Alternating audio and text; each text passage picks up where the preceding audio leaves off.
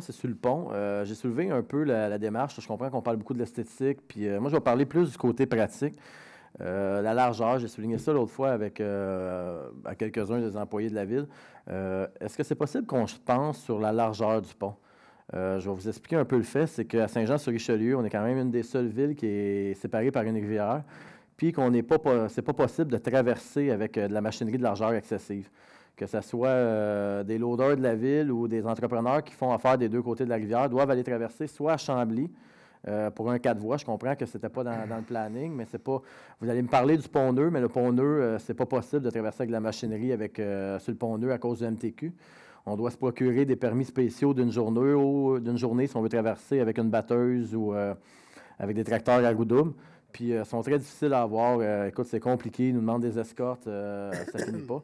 Puis, du fait qu'il y a de plus en plus je veux dire d'agriculteurs, mais ce n'est pas juste les agriculteurs, parce qu'il y a de plus en plus d'entrepreneurs qui déneigent des deux côtés de la rivière, qui ont à traverser avec de la machinerie de largeur excessive, puis ils ne peuvent pas traverser ici. Ils doivent aller traverser soit à la Colle ou à Chambly. Est-ce que c'est possible qu'on se penche ou qu'on soulève le point au MTQ que Saint-Jean ait un pont qui permette de traverser la largeur excessive, qui ne respecte pas le 90 km/h, tout en fitant un peu dans le look puis tout, mais qui a un côté pratique. Pour même nous, là, quand on a traversé des loaders, je sais que j'ai vu des loaders de la ville traverser sur le pont, mais légalement, les loaders ne peuvent pas traverser sur le pont-Neuf parce qu'ils ne vont pas à 70 km/h, je pense. Fait que je sais que ça traverse. Je ne sais pas s'ils demandent tout le temps des permis spéciaux, là, ou des fois, ils font comme certains, ils prennent la chance. Mais juste qu'on ait un pont ou bien qu'on arrive à négocier avec la MTQ que sur le pont-Neuf, qu'il y ait des autorisations moins compliquées pour traverser. S'ils ne veulent pas mettre les sous pour le pont, bien de l'autre côté, qu'ils démordent un petit peu. On va vérifier, M. Messant. Okay, juste que ça soit dans parce que jamais rien n'est possible. Hein? Non, mais c'est pour ça que je vous dis, s'ils ne veulent pas, bien juste qu'on ait une négociation, un droit de traverse pour à l'autre pont s'ils ne veulent pas investir, mais que je pense que c'est normal qu'on n'ait pas à traverser à Chambly ou à la Colle les gens qui traversent. Ça, c'était ma première question. Je fais juste porter, puis pour les conseillers qui soient au courant, qu'on peut vérifier ce qu'il y a à faire. Chambly, c'est une largeur correcte pour pouvoir traverser. Ma deuxième question va se poser sur les bébites. On a eu M. Smerica qui était venu l'autre fois pour les punaises de lit. Je veux savoir s'il y a un plan d'action qui a été fait à Saint-Jean-sur-Richelieu, parce que c'est un problème qui se répand de plus en plus. Puis ça, c'est comme des poux, là. Je veux dire, personne ne va en parler, mais quand il en pogne, ça existe. Puis c'est sûr que c'est gênant d'en parler. J'ai eu un de mes amis qui s'est arrivé, puis on a contacté le site. Puis je trouve que la démarche, présentement, n'est pas faite pour stopper le problème. Je vous donne rapidement. Ben écoute, c'est arrivé la fin de semaine. Lui, il a mis le matelas au chemin. Le matelas a disparu. Fait que, tu sais, si c'est possible d'avoir des mesures de précaution, parce que c'est quand même quelque chose qui est grave, qu'il faut cesser la propagande, qu'il faut prendre des règles. Tu sais, que la Ville mette des règles de sécurité de base. Je ne sais pas si c'est qu'un exterminateur puisse faire ramasser le matelas ou que le matelas soit mis tout de suite, je veux dire en quarantaine, parce que c'est ce qu'on utilise pour les animaux, là. Mais les meubles qui doivent être jetés ou être débarrassés, qui soient mis en quarantaine, non pas qu'ils se retrouvent sur le bord du chemin. Je comprends qu'ils sont ramassés par les vidanges, mais souvent, le problème, c'est qu'avant d'être ramassés par les vidanges, il y a quelqu'un qui trouve la bonne aubaine, puis là, on continue à propager la maladie.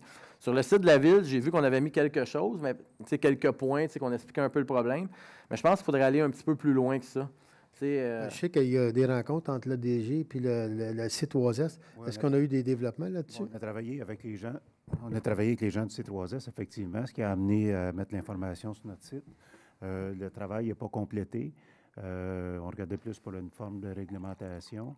En termes d'intervention, là, on n'en est pas rendu là pour l'instant. Je pense juste à rendre, parce que souvent, on prend ça comme si c'était un monstre blanc, mais finalement, la personne que ça y est arrivé, écoute, ça se règle avec 250 $, le problème est réglé. Là. Puis la job est garantie. Souvent, on voit à Montréal, on a l'impression que tout ce qui reste, c'est de mettre le feu à l'immeuble parce que l'immeuble est fini, parce qu'il y a des teignes, des punaises de lit. Juste si on est possible de rendre l'information plus accessible, puis que la Ville ait comme des mesures pour les meubles pour éviter la propagande. C'est pas un cas grave c'est pas des cas graves à Saint-Jean qu'il y a présentement, sauf que si on veut éviter que ça devienne comme Montréal puis d'autres villes, surtout que ça peut s'attraper un peu n'importe qui. Après avoir parlé aux exterminateurs, par m'étant informé avec lui qu'est-ce qui pouvait arriver, ça peut s'attraper dans un autobus, ça peut s'attraper, on pourrait avoir des autobus de la Ville qui pourraient devenir contaminés par ça. Là, c'est quand même, ça se rend loin là, la problématique. Juste mettre les gens plus au courant. Puis s'il faut, surtout, on sait que le centre-ville est plus à risque que ça, bien, qu'il y ait des pamphlets envoyés aux gens juste pour, un peu comme qu'on fait pour les détecteurs de fumée, qu'on leur dit, bon, bien, d'aviser une fois par année, quand l'heure change, bien, qu'on regarde, bien, en même temps qu'on lève le matelas puis on regarde s'il n'y en a pas ou si tout est correct, là. Que ça devienne comme une routine aux gens